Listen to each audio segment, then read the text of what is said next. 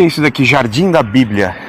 Olha, para dizer o que é isso, eu vou primeiro contar uma história para você. Quando eu estava conversando com a reitoria para a gente fazer o museu, o orçamento já estava apertado, aquela coisa toda, eu falei, pois é, então o Jardim da Bíblia.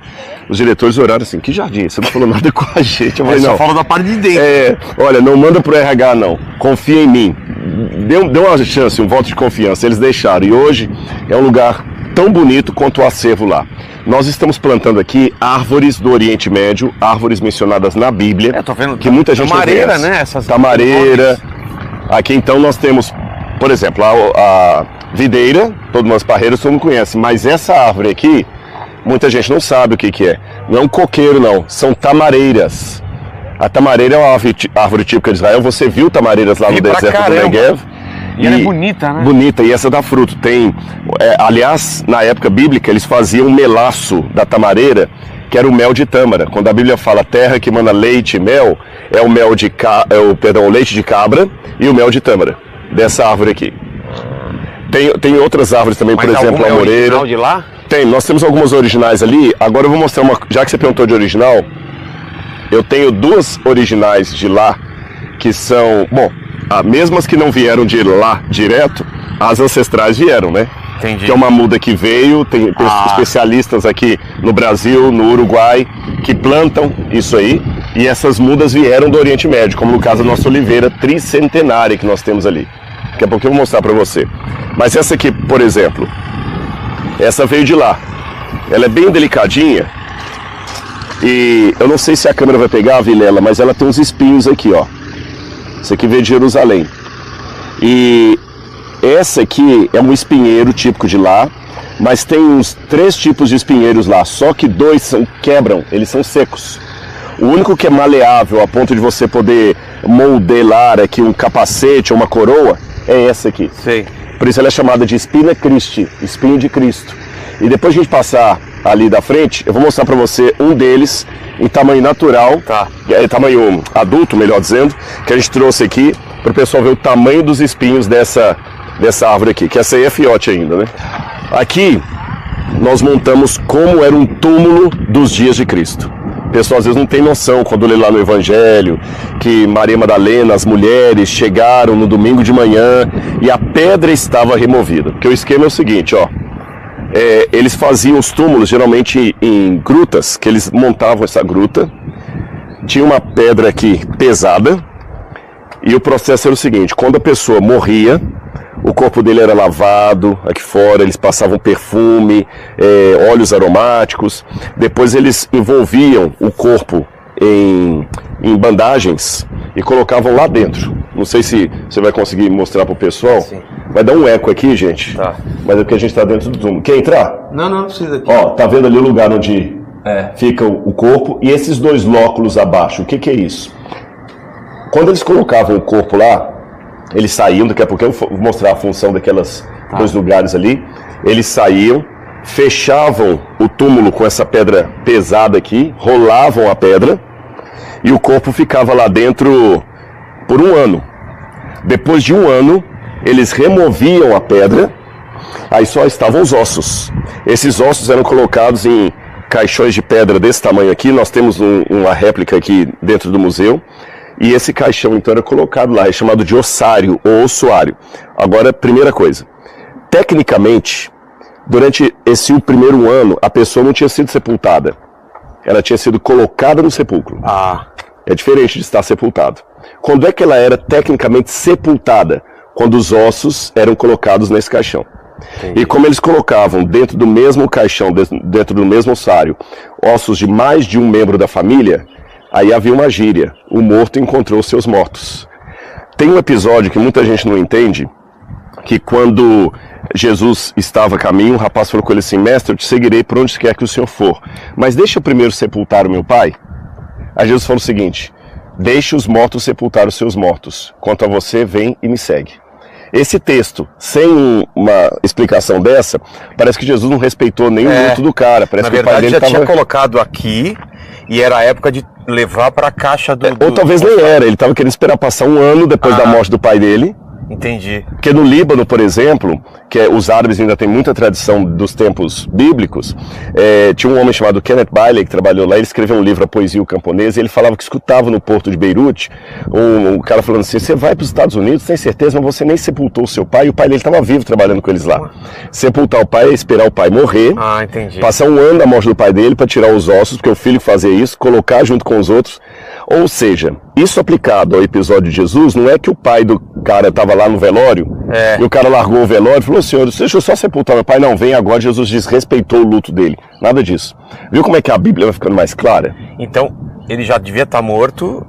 Ou vivo, esperar o pai morrer, passar um ano da morte dele, aí sim você teria espaço para fazer isso. Entendi. Quando você lê também o Evangelho, a ressurreição de Jesus com isso aqui, dá outro sentido, que Pedro chegou, João chegou, agachou, Pedro entrou, olhou lá dentro, viu que o túmulo estava vazio, os lençóis, a pedra removida. Lembra que eu falei do espinheiro de Jerusalém? Olha um dele adulto aqui. Ah, olha os espinhos aqui, ó. Olha a diferença. Aqui como eu falei, é filhote, né? Olha esse aqui. Caramba. E machuca mesmo. Machuca. Cara, olha isso. A Bíblia não fala, então a Bíblia só fala que Jesus teve uma coroa de espinhos na sua fronte, mas pela lógica, pela flora da região, esse aí é o mais provável. Seria isso. Imagina isso entrando na pele, né? Nossa, rasgando tudo ali, ferindo. Fora a humilhação, né? Psicológica.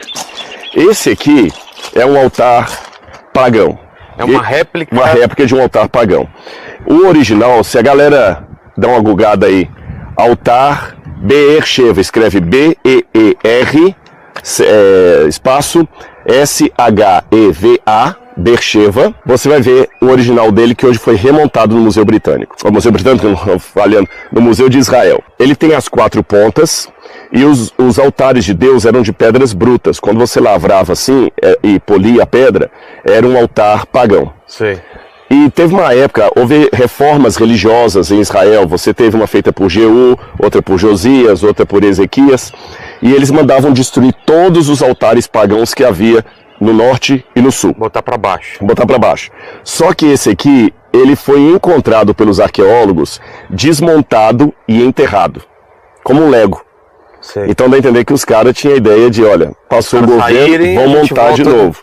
E aqui nós fizemos uma réplica exatamente como está no Museu de Israel. Você foi ao Museu de Israel? Foi. Na entrada tem esse lá, inclusive essa parte faltando aqui é a parte que está faltando lá. Nós copiamos exatamente. Mas o que? Os caras colocavam animais aqui em cima? Colocavam o animal. Primeiro você degola o animal. Sim. Degola o animal. Joga a carcaça dele aqui. Aí é lógico que eles colocavam várias madeiras aqui. Primeiro colocava madeira para dar o combustível, né? Sim. Joga o corpo do animal aqui e acende a fogueira. E o animal é queimado aqui, e acreditava-se que aquela fumaça que subia, ela iria levando até Deus esse sacrifício. Tanto é que a palavra holocausto vem de holos em hebraico, significa aquilo que sobe, o sacrifício que vai até Deus. Até essa marca aqui chamou atenção porque ela imita o desenho pagão de uma serpente mística. E a Bíblia fala que eles estavam adorando uma serpente chamada Neustã. Então aqui você tem uma ideia.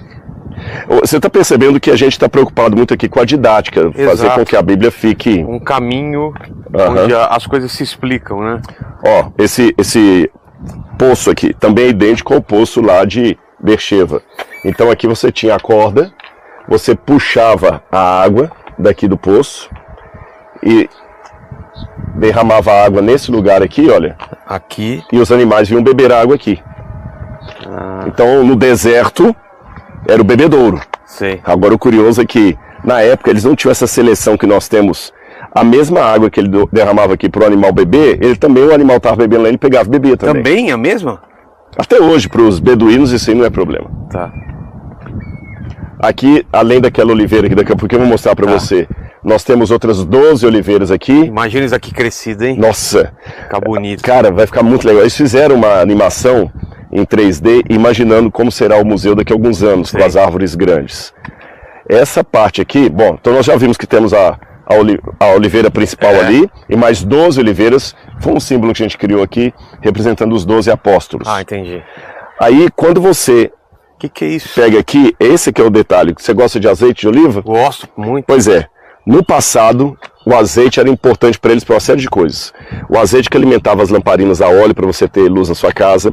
O azeite é que você punha perfume. O azeite é que você misturava medicamento. O azeite é que você fazia o pão. Então o azeite servia para tudo. Eles pegavam a azeitona, jogavam os caroços de azeitona aqui depois da colheita e ou um animal ou uma pessoa mais forte pegava e começava a empurrar aqui, esmagar ó. E a pedra vai, travou aqui não, vamos lá. Ó, tá vendo? Olha, ela é pesadinha mesmo. Caramba. E ela rolava e esmagava todas as azeitonas. Depois que esmagava todo aquele bagaço, o próprio caroço dela, eles pegavam aquela pasta de azeitona, traziam para cá e enchiam esses pneuzinhos aqui, ó. Eles são furados por dentro, então você taca azeitona. A gente fez uma suposição que como se fossem cheios de bagaço. Depois que você coloca o bagaço aqui, você vem com esse pedaço de pau aqui e coloca as pedras aqui controlando o peso dele. Quando ele aperta, ele esmaga aquele bagaço e vai escorrer o azeite. O azeite escorre por aqui, ele desce aqui, escorre aqui, aqui você coloca o potezinho e retira o seu azeite. A primeira prensa é o famoso azeite extra virgem, o de primeira linha. Depois uma segunda prensa é um azeite um pouco menos de qualidade, assim por diante. Agora vem uma curiosidade. Azeite em hebraico, não sei se você se lembra de ouvir o pessoal falando lá em Jerusalém, é zait. Perdão, zait não, shemen. Zait é a oliveira. É shemen, zait, azeite de oliva. Então, shemen, zait, shemen, ok? Como é que você chama a prensa? Gat. Quando você junta as duas palavras, gat, shemen, lembra? O jardim de Getsemane. Então a gente quando fala o jardim de Getsemane pensa só nas árvores, mas havia isso aqui lá. Inclusive pertinho onde você esteve em Jerusalém, eles acharam um Gat-Shemen da época de Jesus, um pouco mais abaixo ali. Getsemane. Que Getsemane é a maneira grega de falar de Gat-Shemen, onde Jesus esteve, morrendo por nós e sofrendo, primeiro sofrendo, depois ele morre na cruz. Que legal. Essa aqui, quase 300 anos Como tem vocês essa. Conseguiram? Essa aqui foi o pessoal de Limeira, agradeço muito o Clodoaldo que nos doou, porque uma oliveira dessa aí custa uns 200 mil reais. E ela tem uma coisa legal, eu não sei se dá pra você ver aqui no pé dela, só eu que posso fazer isso aqui, viu gente, o visitante não. É que eles podaram, tá vendo esse brotinho aqui, ó? É um enxerto? Não, esse é dela mesmo. Alguns dão na raiz, A oliveira, quanto mais velha ela vai ficando, o tronco vai ficando dessa forma, enrugado, torto, cheio de nódulo, parece que ela morreu. Aí nascem dois tipos de ramos dela, um em cima e outro embaixo. Perceba que o de cima é novinho, olha, é verdinho, é diferente da cor daqui. E o de baixo a mesma coisa aqui, ó. Então, os judeus usaram a oliveira para simbolizar o próprio povo de Israel, que parece que está velho, acabado, e Deus faz renascer no renovo. Agora, vem uma curiosidade aqui. Em hebraico, essa parte de cima a gente chama de Ruter ou Tzemar. E o que sai embaixo chama-se de Netzer, de onde vem a palavra Nazaré. Jesus de Nazaré, Jesus da raiz. E Jesus era a raiz, não era o Nutella, não. E vou mais, tem uma passagem lá, a galera pode ler depois em casa, Isaías capítulo 11, que fala assim: do tronco de Jessé sairá um rebento, e das suas raízes um renovo. Agora, quando você lê o versículo vendo isso aqui, você entende. Faz todo sentido. Ou seja, quem não teve o privilégio que você e eu tivemos de ir a Israel, pode ver um pedacinho do que eu explico lá, sendo explicado aqui, que essa é uma vontade que eu tinha, Vilela. Poder explicar aqui, em loco, para o pessoal. E até vai renovar uma uma vontade da pessoa ir até lá, né? Sim. Que agora, infelizmente, tá... Você foi lá, inclusive, Acabei né? de ir, mas... Tudo foi tranquilo a Foi viagem? tranquilo, mas eu ouvi Coisas... sirene disparando, o Iron Dome funcionando, explodindo míssil no ar. Você fica em total... estado de alerta. Não, em 2006, quando teve a guerra contra o Líbano, eu estava lá. Nossa. A gente saiu pra bunker, tudo. Mesmo você... tem bunker, sem correr pro bunker, né? Você, mesmo sabendo da segurança, você fica tenso, né? Não tem como. Imagina o pessoal da fronteira e o pessoal que está em Gaza também, né? Meu pai, então sim, dos dois lados, tem o palestino também. A gente não está aqui fazendo um partidarismo das vítimas. Agora, eu como cristão, falando tudo isso, onde é que fica a minha esperança de que tudo isso passará? Eu quero mostrar para você aqui, para mim a árvore mais especial daqui, a mais tocante, é essa aqui. Por quê? Ela é feia, tá vendo? Ela não tem nada. Ela tá morta ou não? Dá uma olhada e vê de frente o que você consegue perceber. Se você quiser ler pra galera o versículo que tá aí, olha, da Bíblia. Como raiz de uma terra seca, não tinha boa aparência nem formosura. Olhamos para ele, mas não havia nenhuma beleza que nos agradasse. Isaías 53, 2. Agora dá uma olhada para ela, vê se você percebe alguma coisa, ou a galera de casa aí. Tem uma ilusão de ótica aí nela. Tem, parece Cristo crucificado. Exatamente. Então essa aqui é um sermão vivo. Você está entendendo? E ela está de frente para a oliveira, o espinheiro. Aqui nós temos um moinho de trigo, então diz é o pão que desceu do céu, o sangue do cordeiro, né, o pão e o trigo, o vinho. A simbologia da oliveira, do azeite, o que é? O Espírito Santo. É o Espírito Santo? É porque assim, na cultura deles, como eu falei, o azeite servia para tudo, né? Da comida ao cosmético, ao medicamento. E uma coisa muito importante era você ungir a pessoa.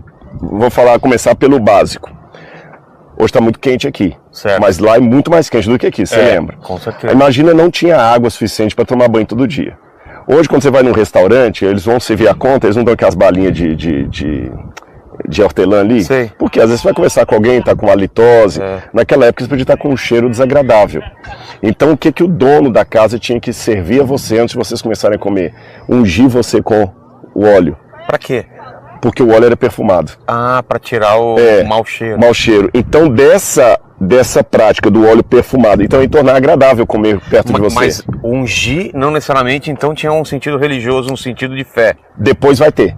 Tá. Porque lembra que muitas práticas, muitas simbologias religiosas, elas começam secular. Como algo secular que a religião aproveita para dar um simbolismo. Dá um novo significado. Aí no sentido, estão falando no sentido corriqueiro, vamos no sentido político. Quando um rei era entronizado, aqui no Ocidente a gente pensa, ele foi coroado. Lá ele era ungido rei. Um sacerdote também para um cargo era ungido. Agora vamos à situação espiritual.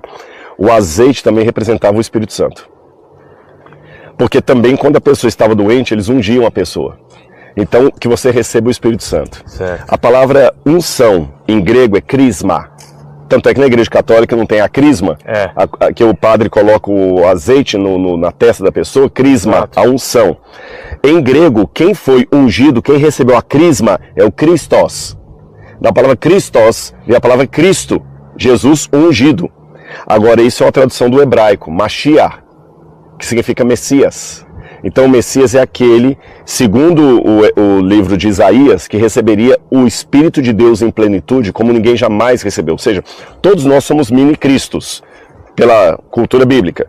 Você é ungido na hora de comer, você é ungido na hora que está doente, você é ungido se você se tornar rei, mas o Christos é aquele que foi ungido com a plenitude do Espírito que ninguém jamais foi. Por isso que ele era o Messias preparado, e tudo isso está representado na oliveira. A unção do Espírito Santo. A gente passou pela romã também. A romã está lá. A romã era alimento só? Sim, alimento. A semente dela? A semente dela representava também a prosperidade de Israel, a fecundidade de Israel. Tanto é que nas festas religiosas, você levava, geralmente uma espécie de um limão amarelo, que eles têm assim, uma fruta cítrica, e a romã está sempre simbolizando vários elementos. Havia moedas judaicas, por exemplo, a moeda, o shekel do templo, da época da Revolução, de 66 a 70, do primeiro século, o shekel do templo tinha a romã desenhada ali. O sacerdote tinha na orla da veste dele, na base, romãs que eles faziam ali, um sininho e uma romã que eles costuravam ali. Então a romã era símbolo de tudo isso. A pena que a gente passou rápido, eu nem mostrei que tá com fruta nossa, né? Tem fruta. Dá pra gente dar? Vamos lá. Aqui, ó, só pra galera ver. Gente, eu fiquei muito feliz de a gente ter plantado e ter dado tempo de dar fruto, porque... A mulher, ela gosta, ela abre a romã assim, vai pegando, Nossa, mãe, ela é bonita, né? E tem aquele suco de romã também que eles fazem, né? Olha aqui, as nossas primeiras romãs já estão... E ela esse clima aqui da região ajuda todas essas plantas ou não? Menos aqui, ó, a romãzinha aqui, ó. Olha só. Menos a oliveira. Ah, é? Porque a oliveira eu preciso de um clima que seja ao mesmo tempo frio, excessivamente frio e excessivamente quente. Entendi. Aqui não tem frio, né? Como ela precisa não. Eu tô achando que a única aqui que não vai dar fruto é a oliveira. Embora que o Clodoaldo, que é o que trouxe pra gente, que é especialista, ele falou que existe uma possibilidade mínima, porque nós estamos pertinho da cidade de Limeira. Então uns 20 quilômetros de Limeira aproximadamente. E lá em Limeira ele tem, e lá frutifica. Poxa. Então pode ser, né? A gente tá com uma experiênciazinha, mas as outras, o figo também já teve aqui, ó. A figueira, deixa eu ver, tem um desses aqui que já está com figo. E a figueira também é muito citada na Bíblia, em que sentido? Olha, aqui ó, a figueira. Você tem, por exemplo, a história de Zaqueu, que era um camarada que sobe numa árvore lá, que é o sicômoro. Para poder ver, né, Jesus? E o sicômoro é uma figueira brava. Ah, é? A figueira também, ela simboliza na Bíblia a percepção dos sinais dos tempos. Por quê? Porque Jesus um dia passou e falou, viu a figueira, porque a figueira anunciava a chegada do verão. As estações eram demarcadas sempre por certas árvores especiais. É igual no Brasil. A primavera chega por causa do ipê. Sei. Então lá a figueira anunciava a vinda do verão. E Jesus falou o seguinte, olha, você sabe observar pela natureza o sinal das estações, mas são tão burros que não estão percebendo os sinais dos tempos.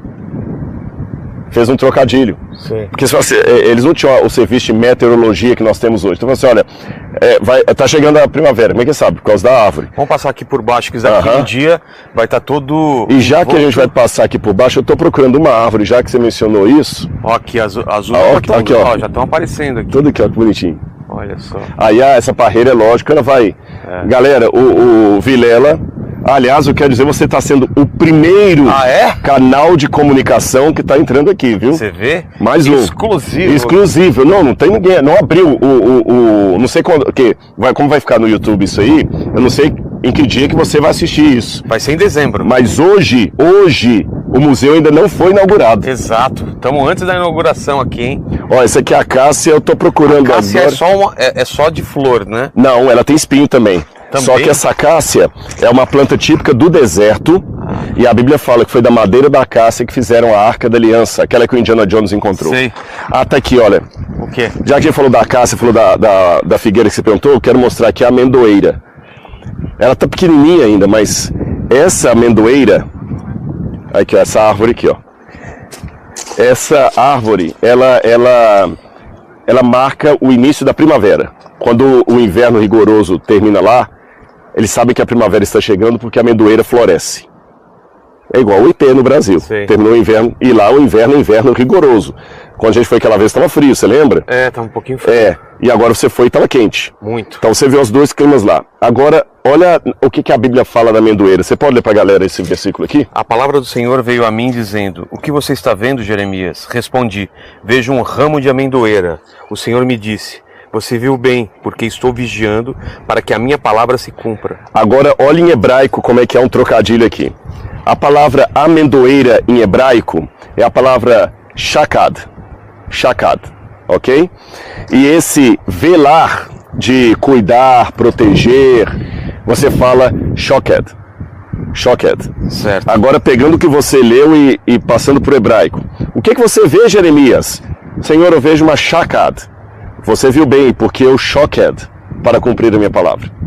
Tem um trocadilho. Entendi. Você viu a shakad. Muito bem, porque eu shoked para cumprir. Então essa árvore. A flor dela é linda, parece flor da... eu vou lembrar, tem uma árvore típica no Brasil, daqui a pouco eu lembro qual é, que ela dá uma florzinha branca assim, mas é a coisa mais linda. Muito linda mesmo. Então esse aqui é o jardim. E a moreira, qual é o significado da moreira que tem também aqui? A moreira ela é mencionada na Bíblia poucas vezes. Aí a moreira já não tem nada específico assim, a gente só colocou porque é mencionada. Tá. Como no caso também da tamareira, o papiro, nós temos o papiro ali também que fazia o papel. Ah, isso aqui ainda não cresceu, mas não é que o pessoal não teve tempo de colocar pedrinha não. Aqui nós plantamos trigo. Trigo. E aqui você tem um típico moinho de trigo da época. Você jogava, havia duas pedras, uma em forma de cone e a outra pegava aqui por cima. Aí jogava o trigo aqui, que nós vamos plantar aqui, e duas mulheres, geralmente eram as mulheres que faziam o serviço, rolavam isso aqui. Originalmente, esse moinho rodava também. Mas por questão de segurança, eu pedi ao artista para chumbá-lo, porque às vezes criança pode brincar aqui, pode machucar, mas originalmente ele rodava. Aí, olha, não sei se dá para o pessoal ver aqui em cima. Dá. Olha aqui, ó. Você joga o trigo aqui, como tem aquela forma de cone embaixo, ele cai aqui e quando você vai rodando, uma pedra causa atrito com a outra e vai fazendo a farinha que vai saindo aqui. Aí em Mateus capítulo 24, quando Jesus fala da volta dele, ele fala o seguinte: duas mulheres estarão no moinho, uma será tomada e deixada a outra. Olha. Porque era sempre em dupla. Em dupla. Duas mulheres geralmente. Então esse aqui é o jardim da Bíblia e vamos crescê-lo. Ainda tem espaço para colocar algumas outras árvores que a gente está tentando conseguir. Eu ainda não consegui... Deixa eu lembrar, agora eu esqueci o nome, mas tem duas árvores, assim, o terebinto, que menciona no livro do Gênesis, ainda estou procurando terebinto, o carvalho também nós não temos ainda, e nós aos pouquinhos a gente vai chegar lá. Aí vai ter tudo aqui. Lá na frente também tem o cedro do Líbano, aquele bonito lá, o cedro do Líbano. Tá. Vai ter tudo aqui. E o pôr do sol aqui é lindo, ele vem lá do horizonte, e como a gente não tem nenhuma construção aqui, lá são os condomínios, o pôr do sol, quando dá aqui, Vilela, é um cartão postal. Pô, que maravilhoso.